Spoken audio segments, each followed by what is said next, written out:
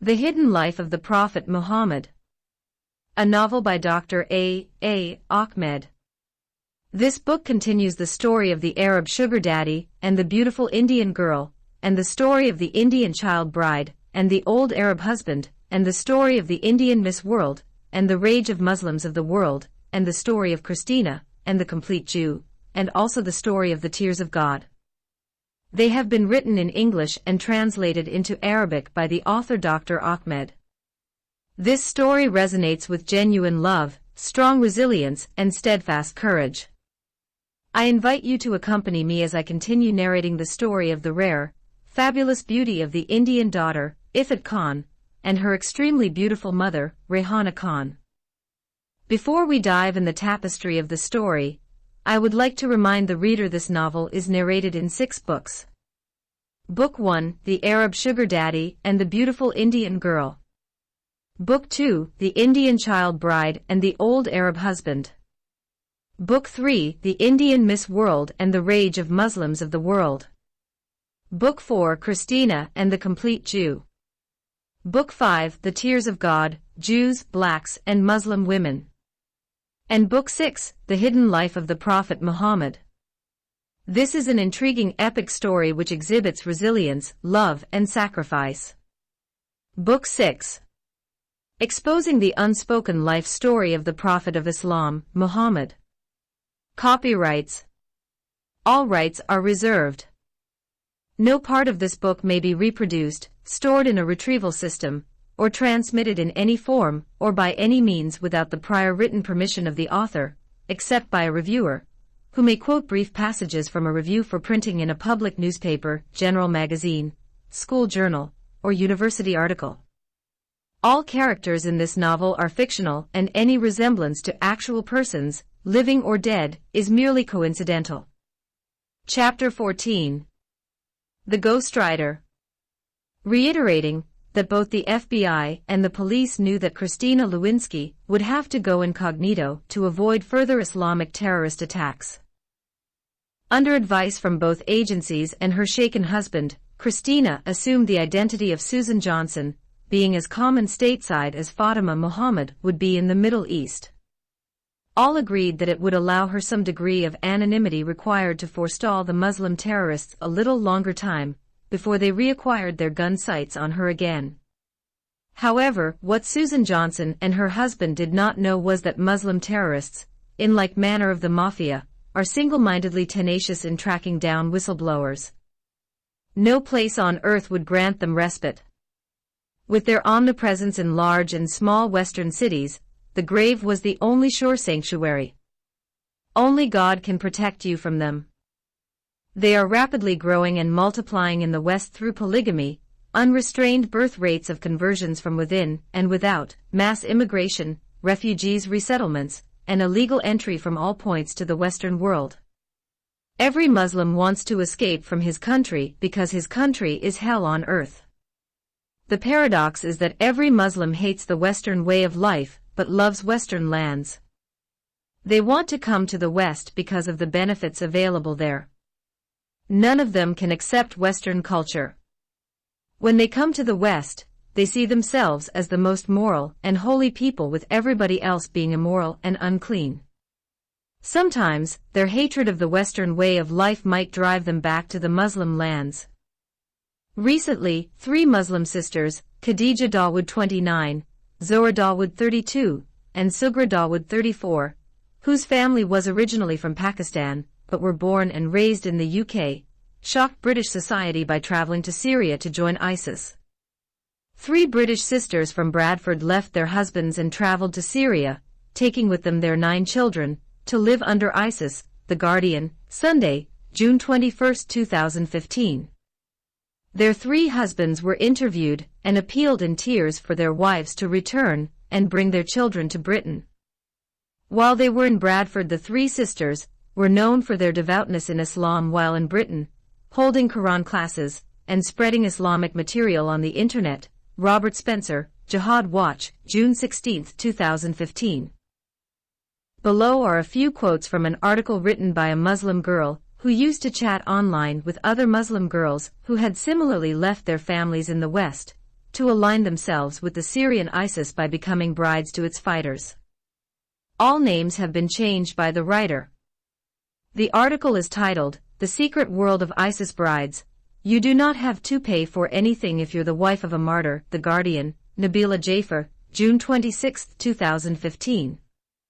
It's sinful for you to be staying in the UK whilst there is a Khilafah, Islamic Caliphate, said Umar on Twitter, while already in Syria, and the widow of an ISIS fighter. "Creep out," she told me. "If you can take out a student loan, please do so. What about our religious duty to repay loans?" "No," she said, without missing a beat. "The Kufr's a non-Muslim, wealth is halal, permitted for us." When I asked her about hurting her parents, she reassured me that it was halal, permissible. "I did it and I'm sure everyone else did it," she wrote. "Right now, we are in a state of war." When I mentioned I had non-Muslim friends, Kulthum was stern. "Habibiti, my beloved," she wrote, "do not take kafir, infidel, as your friend." Umar was pitying.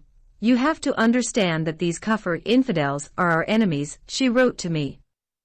"And they will never stop fighting us until we follow their way." Another Western woman in Syria, I spoke to Zara, was almost envious when she discussed Umar's status. "You don't have to pay for anything if you're the wife of a shaheed, martyr," she told me. But she was careful not to seem discontented. "All women," she promised me, "were looked after. You will still get money each month." Kulthum wrote once, "Your aspiration should be greater than that." She shared one important trait with the bulk of online ISIS supporters, a belief that a global war between true Islam and the Kufr, the infidels, was taking place, and that Muslims had to choose a side. Muslim immigrants never speak the truth about their countries. Most of them will tell you that they fled from their countries because their lives were in danger due to their indifference to the present regimes. This begs the question as to why they did not stay and change things. They would tell you that it was not possible because the regime was an absolute dictatorship. If you cannot stomach the idea of a dictatorship, then why do you yearn for the implementation of Sharia and Caliphate government, since they are even more dictatorial? ISIS is the true expression of the Islamic Caliphate rule. After her narrow escape, Susan Johnson came into details of her story that were previously unavailable to her, and had been omitted in her books and movies. Her mother began narrating incidences and circumstances around her when she was 7. The mother started when she met the old Saudi in downtown Bombay. Then, she explained why the wicked old man agreed to give her a visa and a free ticket, and sponsored her as a maidservant to work in his house in Saudi Arabia. Rayhana narrated in detail what had happened to her while she prepared for the fateful trip. Many times, while she cried, she begged her daughter to forgive her for taking her from Bombay to Jeddah. With the benefit of hindsight, she would never have left India. Despite the still painful memories, Rayhana hid nothing from her daughter. She told of her love story with Jamal Khan and explained that he was the man that she met after many years in the USA, and the one she fell in love with and married. Neither the mother nor the daughter blamed each other for being in love with the same man at that time. After hearing her mother out, Susan decided to rewrite her life story once again and republish it as a book. She planned to include the missing portions of her mother's tragic story. After consulting her husband, Mark Johnson, Susan decided to credit the new book to her mother. Michael Lewinsky, deciding that prudence was the better part of valor, also changed his name to Mark Johnson. Thus, the new book was to be published under the name of Rayhana Khan. By then, the former book had completed a 7-year run, and the publisher's rights to it had ceased. According to the contract, after 7 years, Christina Lewinsky had the right to republish her book with a publisher of her choice. This time, Susan chose to republish her story under the name of her mother, and with a different publisher. Moreover, the new book was going to be published in a language other than English. She decided to write it in Urdu and translate it into Hindi, Arabic, Persian, Afghani, and Indonesian simultaneously. She wanted to make Muslims her main target audience. She realized that her maiden book was mainly read by non-Muslims. This time, Muslims will be able to read it in their vernacular language. Carried away by the potential to reach even more people, Mark Johnson suggested that she produce yet another movie based on the new book. She liked the idea but came up with a different twist. This time around, she wanted her story to be directed by someone from Bollywood. She wanted her life story to be enacted in an Indian movie. She wished for Indian and Pakistani Muslims to change the way they treat their wives and daughters after watching the movie. She wanted them to know how a female child suffers at the hands of an adult husband. Muslims can tolerate any critique directed toward their religion except against their Prophet Muhammad. Recently, a Pakistan-born, Bollywood actress, Veena Malik handed down a 26-year sentence by a Pakistani court for a blasphemous wedding scene based on the marriage of Prophet Muhammad's daughter. Although Susan Johnson did not know it at the time, Indian movies are adored by Arabs and Africans. As soon as a Bollywood movie is released, it would have been screened in Arab and African cities. A Bollywood movie has a far wider audience than any good Hollywood movie. For instance, the Oscar award-winning Hollywood movie, Titanic, 1997, did not cover the expense of screening it for one day in the best movie theater in Khartoum City. Titanic is number 1 among the top 10 best Oscar-winning movies of all time. Muslims in Indonesia, Iran, Afghanistan, and Bangladesh also love watching Indian movies. Moreover, Chinese, Japanese, Koreans and other South Asians love to watch Bollywood movies, with subtitles, of course. It made sense then that if Susan's new project takes off, she might create a huge revolution on a global scale. This time, Susan decided to hire a ghostwriter and set out ads in one of the most widely read newspapers in New York. She mentioned that she wanted an Urdu-speaking author to assist her in writing her autobiography. She offered to pay handsomely, and more than 50 candidates responded.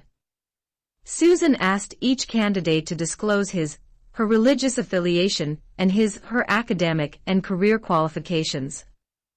Some of the candidates accused her of being a racist.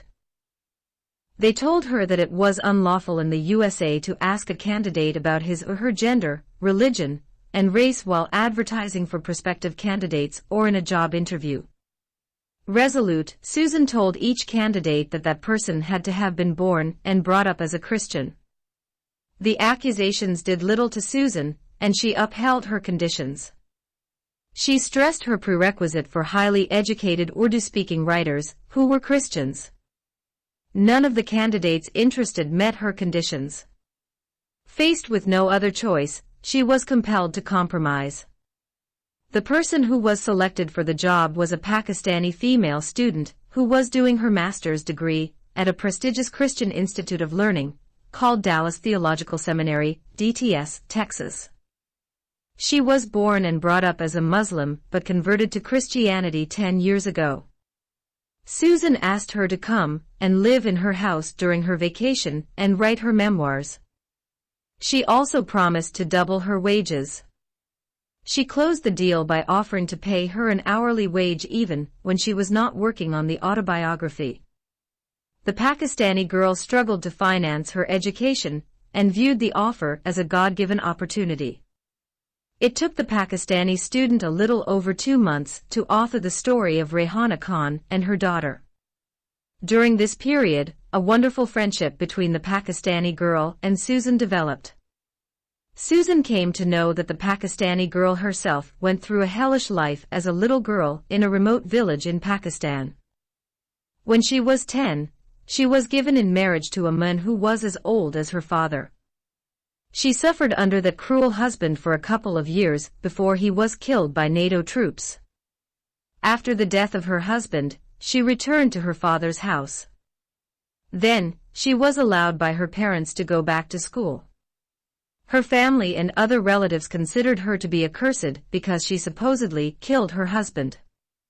Her parents knew full well that no one would be interested in marrying a girl who was already deflowered.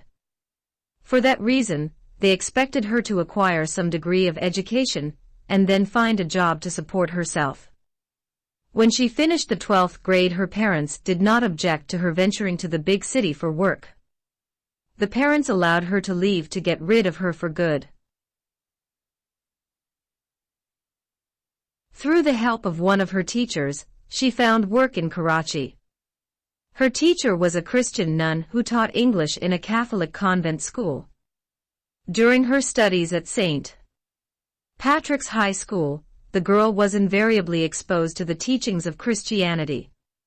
She learned a great deal of the Bible's stories and the basic tenets of Christian dogma. Nonetheless, she remained adherent to her Islamic faith. In Karachi, she was employed as a translator for an NGO. While there, she fell in love with an American.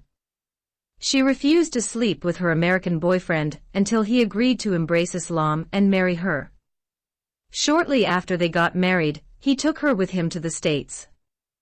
In less than a year, he left her, having fallen in love with a white girl. When she came to know that he was living with his new girlfriend in her apartment, she divorced him. She had a tough time after her husband deserted her. She worked hard to support herself. During her school days, she was attracted to the teachings of Jesus. When she was left all alone in the States, she began to read the Bible and joined an Indian Christian group. Through her fellowship with those Indian Christians, the Lord opened her heart, and she converted officially from Islam to Christianity. Then, she joined the Dallas Theological Seminary and began her study of theology. Her intelligence and interest in the subject matter were evident to her professors by the rate she absorbed lessons in theology and church history. The ghostwriter whom Susan Johnson had chosen was called Balkis Abdul Kalam. When Balkis completed the text in Urdu, Susan requested that it be translated into English. Susan knew that if the updated version of her story were translated into English, it would be easy to find scholars to convert it into other languages. Accordingly, Balkis spent another 2 months with Susan Johnson's family handling her request.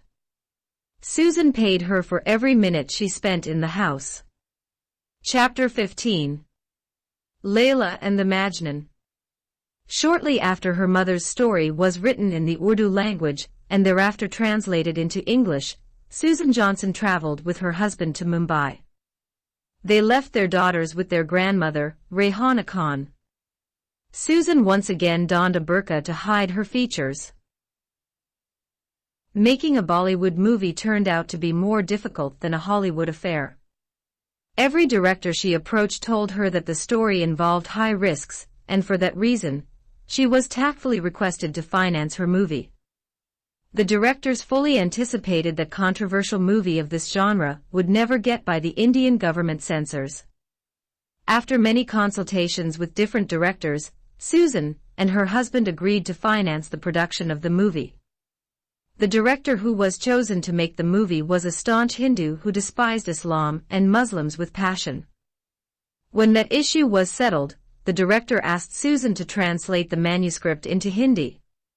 He believed that it would be a waste of money and time to make the movie in Urdu. Susan hired a linguist from Bollywood to translate her manuscript into Hindi. The expert took 3 months to do the job. During this period, Susan and Mark did not leave a tourist site in India untouched. Little did Susan know that there were such beautiful places in India until she visited them with her husband. The most wonderful place they saw was the Taj Mahal in Agra city. The Hindu director came up with a brilliant idea that would facilitate the production of the movie and reduce the cost of its production. He suggested that the story of the Indian child bride and the old Arab husband should be cut into 2 halves. He believed that the movie should be created out of the first half of the book. He argued that to avoid reproducing a movie that had already been created by a Hollywood director, many happenings in the life of Ifat Khan should be chopped off. According to him, the movie should focus on the love story of Rayhana Khan and the old Saudi man, and the abuse of her daughter by the same Arab man. In other words, the movie should begin with Rayhana Khan meeting Sheikh Faiz bin Ahmed in front of the Taj Mahal Hotel at Colaba, and end with his murder at the Mumbai Arthur Road jail. Instead of being murdered by a Christian, the old man should be murdered by one of his jailers, and the guard should be a Hindu. Although the Hindu director did not give a compelling reason for changing the murderer from a Christian to a Hindu, Susan and Mark were agreeable to the new idea. By the way, to hide their true identities, Susan and Mark used aliases, and no one knew their real names or their address in the States. As the Hindu Bollywood director anticipated, the making of the movie took only 6 months, and the cost of its production was reduced to a minimum, what with the entire movie being shot in India. Indian directors are known for their unmatchable creativity. If you ask a Bollywood director to act a movie on the top of the Black House of Allah, the Kaaba, at Mecca, or in the White House in Washington, D.C., or even inside the Pentagon at Arlington County, Virginia, he will make it for you without visiting Saudi Arabia or America. Accordingly, with Indians dressed up like Saudis, everything that had happened to Rayhana and Ifat in the Kingdom of Saudi Arabia was acted in the deserts of Rajasthan, India. Many foreign students from Africa were hired, costumed as Eritreans alongside students from Iran and other Arab countries who were involved in shooting the Middle Eastern and Iranian scenes. The movie excluded the kidnap of Ifat Khan by the Bollywood director, Mahmood Khan, and the abuses that followed. It however included the rape of the 11-year-old Hyderabadi girl, for which the evil Saudi old man was arrested at Mumbai International Airport and thrown behind bars where he breathed his last. It was a 2.5-hour movie, and generally thought to be many times better than its Hollywood counterpart. Many foreign copies of the movie were created before its official release date. Those foreign copies had subtitles in Arabic, English, Persian, Urdu, Indonesian, Afghani, and some African languages. The foreign copies were sent to their destinations before the movie was released in India. It was scheduled that all the movies be shown in theaters on the same day. They were released in thousands of movie theaters all over India. Millions of DVDs were created and scheduled to be distributed in stores all over India. Susan and Mark were advised by the director to return to their country a month before the movie was released. The Hindu director and his family left India at the same time and traveled to Miami. In the course of their year-long stay in India, Susan and Mark made contacts with professional translators and renowned publishing companies in Beirut, Cairo, Khartoum, Baghdad, Damascus, Tunisia, Algeria, Rabat, Lagos, Tehran, Istanbul, Jakarta, Kuala Lumpur, Kabul, Karachi, Dhaka, and Tel Aviv. To obscure the identity of the author, the movie was given a different name from the book. The Hindu director chose to name it Layla and Majnun. It was supposedly an updated version of the famous and popular classic Arab love story of Layla and her lover Kays. According to Wikipedia, Layla and Majnun, also known as the Madman and Layla, in Arabic Majnoun Layla or Kays and Layla, in Persian is a classical Arab story, popularized by Azerbaijani poet Nizami Ganjavi's masterpiece, Layli-o Majnun. It is based on the real story of a young Arab man called Kays who later on became known as Majnun Layla. In today's Iraq during the Umayyad Caliphate era in the 7th century when Arabs defeated Persia, Ctesiphon was destroyed and Persians built Iraq. In one version, he spent his youth together with Layla, tending their flocks. In another version, upon seeing Layla he fell passionately in love with her. In both versions, however, he went mad when her father prevented him from marrying her. For that reason, he came to be called Majnun, Arabic meaning madman. In fact, in the Middle East, North Africa, Iran, and India the story of Majnun Layla is more popular than many classical Arabian, Indian, and Persian stories that became popular in the West such as the 1001 Nights, also called the Arabian Nights, Arabic Alf Layla wa Layla, collection of largely Middle Eastern and Indian stories of uncertain date and authorship whose tales of Aladdin, Ali Baba, and Sinbad the Sailor have almost become part of Western folklore, Asian literature. Encyclopedia Britannica. Given its obvious historical reference and popularity, the new Bollywood movie attracted millions of Muslims in India, Pakistan, Iran, Indonesia, the Middle East, Africa, and all over the other Muslim countries. Nevertheless, Layla in this new movie was the victim Rehana Khan, who was accused of being a professional Indian prostitute, and condemned to be stoned to death, and Kays was the evil Arab man who kidnapped and imprisoned her daughter for 10 years. It was quite a different story from the classic. The Hindu director, in the opening credits, artfully stated that the movie was based on a true story between an Indian Muslim woman and a 70-year-old Saudi. For 1 week, millions of audiences in India and the rest of the third world saw the movie. No one doubted or recognized the real motive behind the strange movie. It was a well-disguised show. At first, the critics of Bollywood mistook it for an attack on the Indian and Arab cultures. Those critics based their arguments on the usual phenomena of sexual harassment and abuse that tend to descend onto Indian employees under Arab employment. They also directed scathing critiques on Arab tourists who purchase poor Indian women and take them to the Sahara Desert of Arabia for their sexual pleasure. The first person to raise objection against the movie and expose its real motive was an Indian Muslim student girl studying at the University of Mumbai. This girl had recently read the book The Child Bride and The Old Man of Arabia, and also saw the Hollywood version of the movie. She approached a local newspaper and expressed her doubts about the movie Layla and Majnun. She told the director of that newspaper that the director of the new movie had stolen the story of a Hollywood movie and made his film out of it. What began as doubt of a student turned into a hotly debated topic among the Bollywood circles. The first question is, who was the Indian woman whose life story the movie was created? The movie claimed that it was based on a true life story of an Indian woman. Secondly, who was Mrs. R. Khan, who authored the story and passed it to the director? The director was not available in Mumbai to answer those questions. Nevertheless, some of the critics concluded that the woman in the story was the Mumbai slum girl whose daughter appeared in the Old English movie.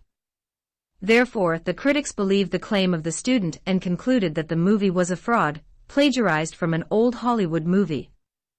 Their conclusion stirred up the religious sentiments of Muslims and led to uproar all over India. The news reached beyond the borders and led to many Pakistani movie theaters being torched by angry mobs. Many owners of the theaters and workers were attacked in their homes and brutally killed with their houses razed to the ground. It did not take long before the Indian media uncovered the entire truth behind the movie. Some of the Indians who acted in the movie mentioned that the story was based on a true story written by NRI, an Indian woman, and financed by her American husband. The old Hollywood movie was based on a story written by an Indo-American woman called Christina Lewinsky. She was the same Mumbai slum girl on whose life story that movie was created. From this, the Indian media concluded that the NRI was none other than Ifat Khan, and the foreign financier of the movie was her American husband, Michael Lewinsky. Therefore, Christina was the same author of the old story and Mrs. R. Khan was her mother, Rehana Khan. While the investigations of the actual people behind the movie were in progress, Muslims turned the world upside down. Many movie theaters and music stores were attacked and destroyed by outrageous violent mobs. Some of the rioters went to the American embassies and Indian embassies in their respective countries and threw stones and bricks into the compounds. Many employees, workers, and guards were seriously injured. The rioters demanded the hanging of the author of the controversial book and the maker of the offensive movie. The Islamic clerics delivered fiery speeches in mosques, schools, on TV, and radio. They considered the screening of the movie part of a Western ploy to destroy Islam. They blamed America and considered the Zionist state of Israel behind such a conspiracy against Islam. As Muslims have long claimed, they said, if a Muslim man quarrels with his wife in his house, he will say Israel is behind the fight. The anger of Muslims reached critical mass when the books began selling on the open market. The English manuscript was translated into Arabic and published by a famous Lebanese publishing company in Beirut. Likewise, a translating company published the book Layla and Majnun in Persian. The title of the second book by Susan Johnson has been changed to correspond with the movie. Therefore, all the translated versions carried the new name of Layla and Majnun. In Jakarta, the Indonesian translation of the book was published at the same time the movie came out in the movie theaters and sold as DVDs in stores. In Pakistan, Bangladesh, and Afghanistan, Urdu and Afghani versions of the book filled the markets.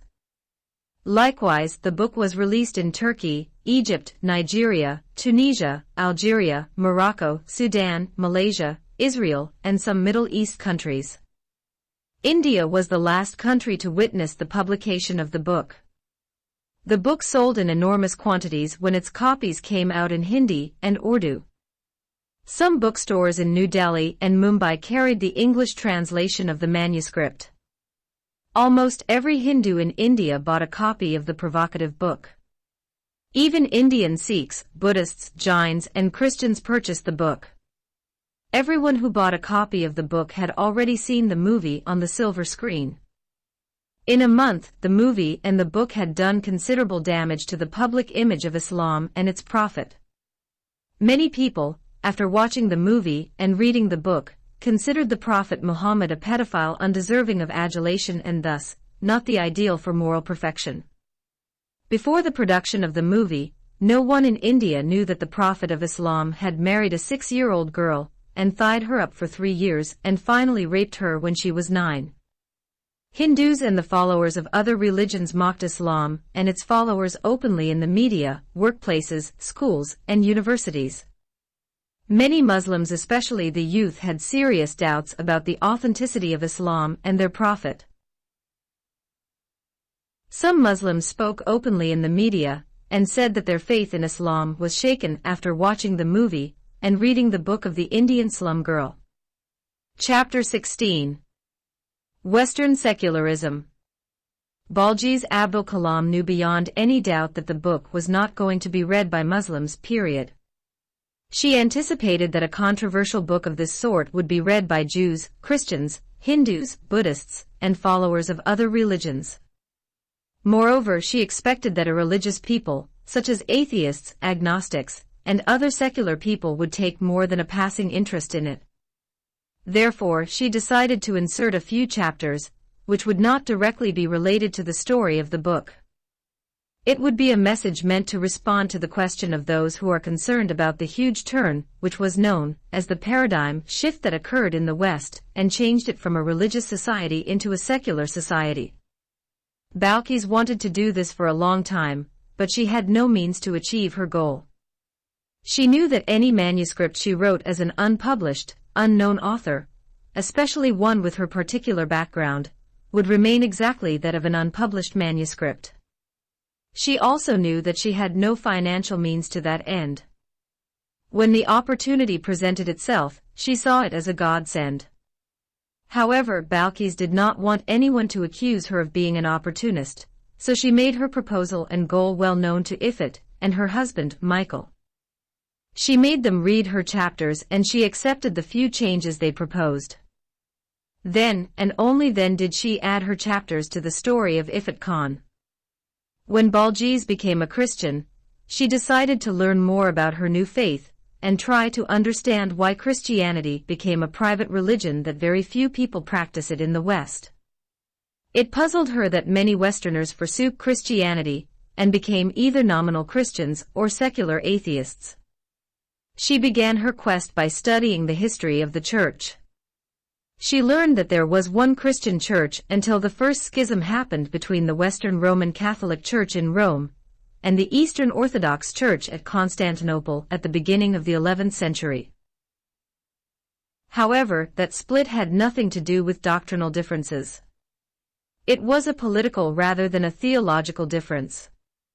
Her research showed her that the first real schism took place during the Reformation period, which began on October 31, 1517, AD, when Martin Luther nailed his 95 Theses to the door of the Castle Church at Wittenberg, Germany with hammer strokes that echoed throughout all of Europe. Since the Reformation, the Church has kept on splitting and fragmenting until the present day. Moreover, after the Reformation, there were paradigm shifts and social upheavals took place all over Western countries, which eventually changed that society from a Judeo-Christian society to a secular society. Balkes decided to study the history of the Church and try to discover the main underlying factors that caused that huge shift to occur. What led to the change from a Christian worldview, where the God of the Bible was the center of all social life, to a secular worldview, where God was removed from all social activities? Why has the belief in God become an antiquated and outdated notion that only a few people still hold to it? Why has religion become a personal and private matter in most Western countries? To begin with, in the book of Acts, we see the Church doing well.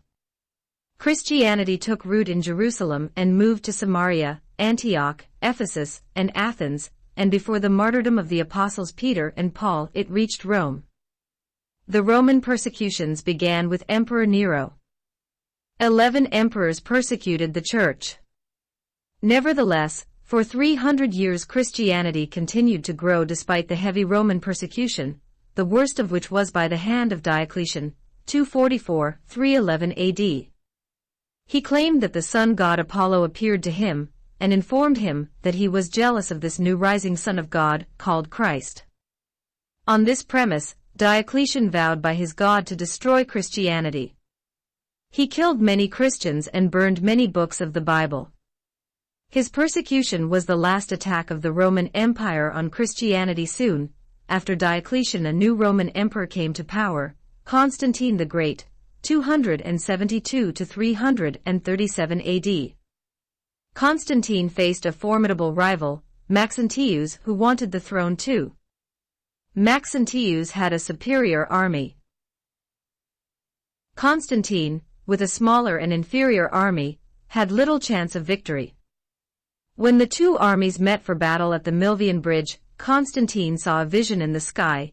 He saw with his own eyes in the heavens a trophy of the cross arising from the light of the sun, carrying the message, in hoc signo vinces, or with this sign, you will conquer.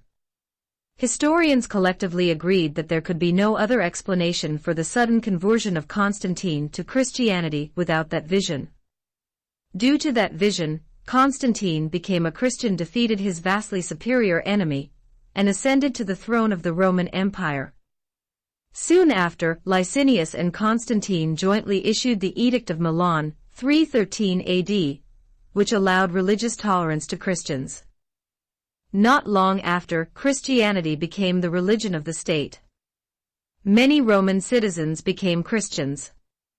For another 400 years, the Church continued to function as a spiritual entity. The missionary work continued and to some extent, was phenomenally successful. Many European tribes converted to Christianity through the missionary works of Boniface, Columba, Augustine, and Patrick. A large part of Europe was peacefully converted to Christianity. In 410 AD, Germanic tribes sacked Rome and ended the Roman Empire. For some time, the Church filled the gap that had been created by the absence of central authority. But the Church had spiritual authority without physical muscles. However, at the beginning of the 9th century, an incident occurred which changed the course of the Church forever. Pope Leo III was savagely beaten by his enemies who tried to blind him and pull out his tongue, so he would cease to function as pope.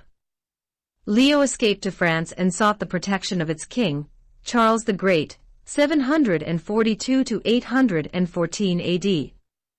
Therefore, in the Christmas of December 25, 800, Pope Leo III crowned the Frankish king, Charles the Great, Charlemagne, a Holy Roman Emperor. This date marked the beginning of the absolute power that was assumed by the Roman Catholic Church. By this time, the Eastern Orthodox Church had lost many Christians and Christian lands which were claimed by the sword of Islam. Many Christians in Levant and North Africa were either forcibly converted to Islam or compelled to live under Islamic rule, paying a heavy and compulsory jizya. The sword of Islam made its way into Spain, southern Italy, and Sicily. Genghis Khan entered Hungary, Poland, and Russia.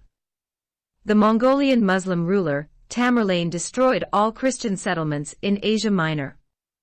Muslim invaders had always had their sights on Rome, only to be frustrated by the Byzantine army. They had already tried to reach Rome through France, but their advance was blocked by Charles Martel, who defeated them at the Battle of Tours, 732 AD. The Muslim Ottoman Empire created a powerful army mostly from the kidnapped and stolen Christian children. It was their custom to attack Christian villages and towns and take their children by force, taking them to their capital, Bursa. Then they would convert them to Islam and verse them well in the teachings of the Quran and hadiths of the Prophet Muhammad. Those children would grow up without any emotional attachments to parents, brothers, sisters, or relatives. The only relative they would know and be loyal to would be the head of the Ottoman Empire. They would be highly trained in the art of fighting. They would then emerge as loyal, decisive, and highly effective war machines. Through them, the Ottoman sultans were able to conquer and occupy large areas of Anatolia, until finally they invaded and captured Constantinople in 1453.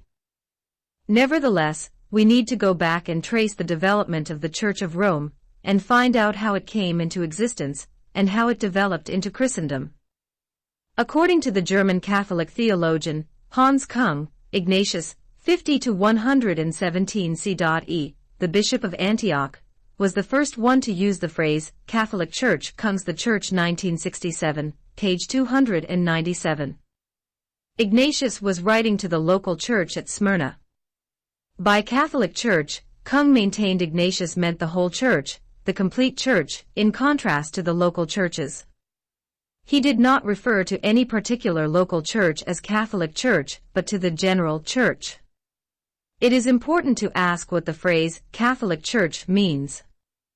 In the New Testament, the word Catholic is used once, Acts chapter 4, verse 18.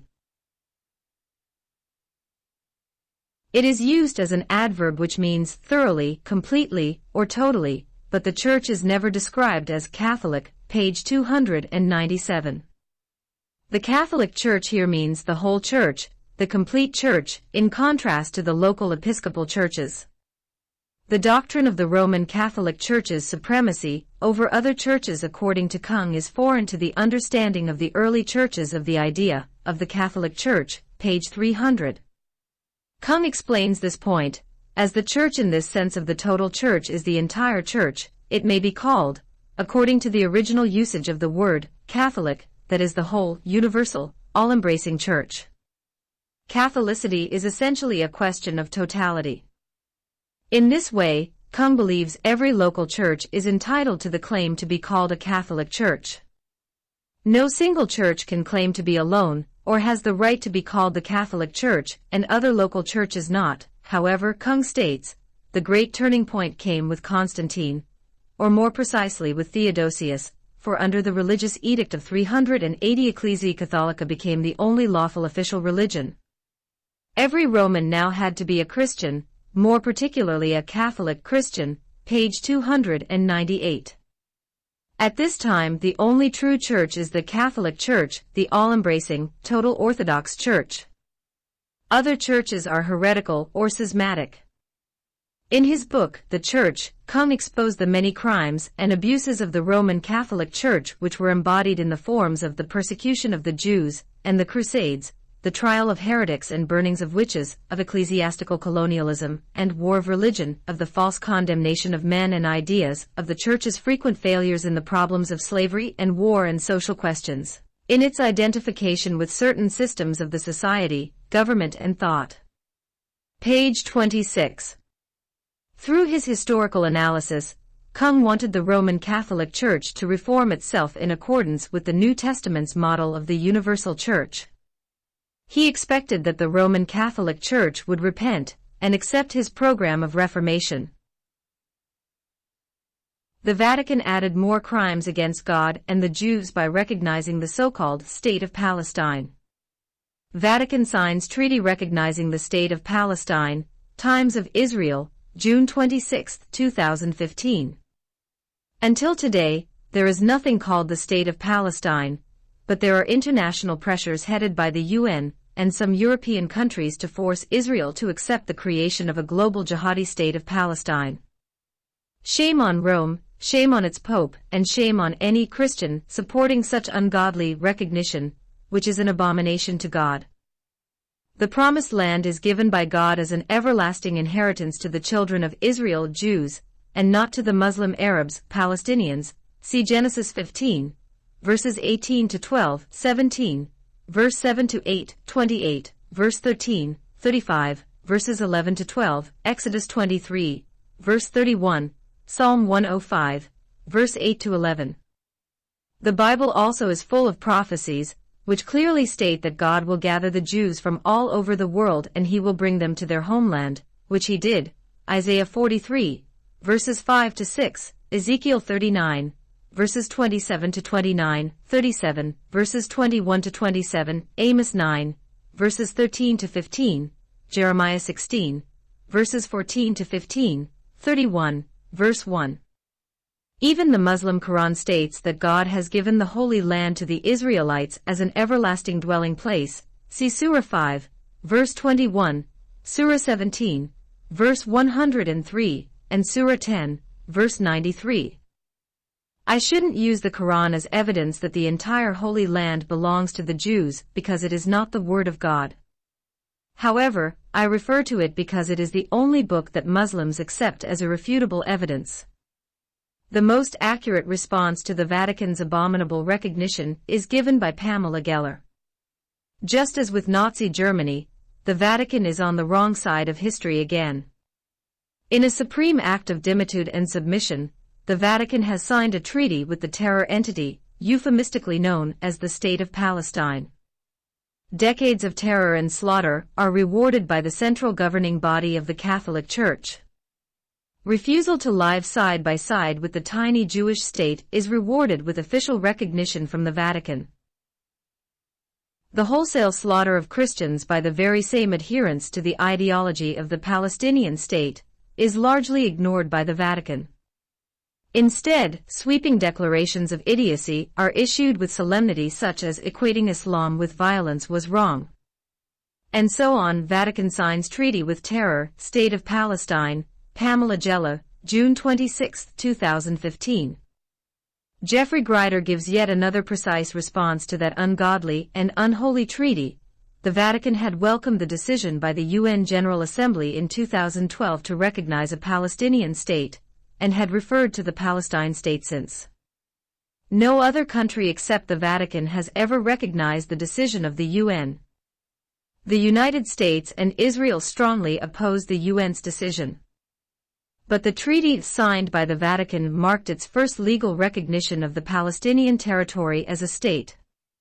As we inch closer and closer to the time of the rapture of the Church, we also move closer to the start of the Great Tribulation. Pope Francis, in his role as the false prophet, is doing everything he can to stack the deck against Israel. Today's peace treaty and recognition of the State of Palestine greatly advances the prophetical time clock. Israel, take note, the Pope and the Vatican are your sworn enemies, as they have once again proved today. Tick-tock, anyone paying attention?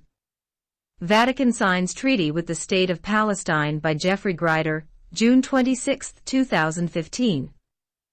The Promised Land is an eternal promise for the Jews by Yahweh, and God will never change it because his promises are irrevocable. Romans chapter 11, verses 25 to 32. Dede argues further, it was Leo, too, who claimed the plenitude of power, and with that claim, the ground was prepared for the eventual locating of all authority relating to faith and morals in the unerring and the innerable person of the Pope, page 256. According to Thomas Bokenkotter, Pope Leo, 440-61, was the one who insisted on the primacy of the Roman bishop over all other ecclesiastics and secular rulers, Bokenkotter 2004, page 80. Pope Gregory, known as Sanat Gregory the Great 540-604 AD, was the one who established the popes as de facto rulers of central Italy. He he strengthened the papal primacy over the churches of the West, page 100. In Europe, until 1400 there was no divided knowledge of the sacred versus the secular. God, man, dignity of man, and morality were all drawn from the Bible. Everything was based on the Judeo-Christian worldview of the Bible. There was one united vision. God made himself known to man through the Bible. God is the creator, man is created in the image of God, Satan caused man's fall, sin entered the world, and God provided redemption through his Son. The corruption began because the Roman Catholic Church added teachings to the Bible. It taught that for man to achieve salvation and maintain it, he has to do certain things. Salvation can be achieved only through becoming a member of the Church of Rome, the Mother Church. The Church could grant salvation, and it could uphold it from people. Mary was exalted and became co-redemptive with Christ. Dead saints and their relics could now bestow blessing and healing upon the living. Through the selling of indulgences and demanding the payment of tithes, the Church accumulated much tax-free riches and wealth. The majority of the people at that time were peasants, and the Church summarily demanded a 10% tithe. People had to pay money for their baptisms, marriages, and burials. Besides, the Church invented the use of indulgences where people had to pay money to atone for their sins, and also to avoid going to purgatory or shorting their stay in purgatory. People were encouraged to pay indulgences for their loved ones who died and supposedly suffering in purgatory. There was a story told by Dominic, when he came to Rome to obtain permission to start his order. The Pope took him on a tour to show him the wealth and treasures of the Church. Then the Pope said to him, "Peter can no longer say silver and gold have I none," to which Dominic responded, "No, neither can he say rise and walk," referring to Acts chapter 3, verse 6. Therefore, adding to the Bible, the tradition of the Church took precedence over the Bible. By the year 1500 AD, the Church became a dangerous institution. It reached a point beyond return. It could neither return to where it was nor be reformed from within. Through the Reformation, the Reformers did not bring something new but went back to the Bible. Traditionally, whenever there was a difference in doctrinal issues, the bishops of all churches came together as a council to solve the problems. However, the Church of Rome began to do things that were not supported by the Bible. It made the Frankish king, Charlemagne, the head of the pseudo-Holy Roman Empire. It invented many doctrines such as the supremacy of the Church of Rome, the infallibility of the Pope, purgatory, the use of indulgences, the Inquisition, etc. The Church also adopted the teachings of Augustine, which he took from Plato, and the teachings of Aquinas, which he borrowed from Aristotle. During the medieval period, philosophy became a handmaiden to theology. At that time, philosophy and theology went hand in hand. In those days, very few people knew how to read and write. Charles the Great, Charlemagne, was an illiterate king. He did not know how to read or write. No one was allowed to read the Bible. Only the priests read the Bible. The clergy were allowed to educate people on the Bible. On Christmas Day, of the year 800 AD, Pope Leo III took a crown and put it on the head of Charlemagne, and declared him the head of the Holy Roman Empire. Before that day, there was no such thing as a Holy Roman Empire, but Pope Leo III invented it because the Church needed military power to protect it. For 800 years, the Church relied on God's protection. However, Charlemagne became the Don Corleone, the godfather of the Church. The Church now felt it had absolute power. Truth got clouded and lost through the innumerable popes' edicts. Individuality was lost. There was no longer an individual relationship to God. The individual had a relation only to the Church. The Church stood between God and man. The Pope became the representative of Christ on earth. Life lost its meaning. Every individual was just waiting to die and go to heaven. He had to build up enough merit to help him spend less time in purgatory. At one time, 3 popes claimed to be the head of the church. 1 pope openly slept with married and unmarried women alike and raped female pilgrims. Quotes from an article titled 10 Worst Popes of All Time.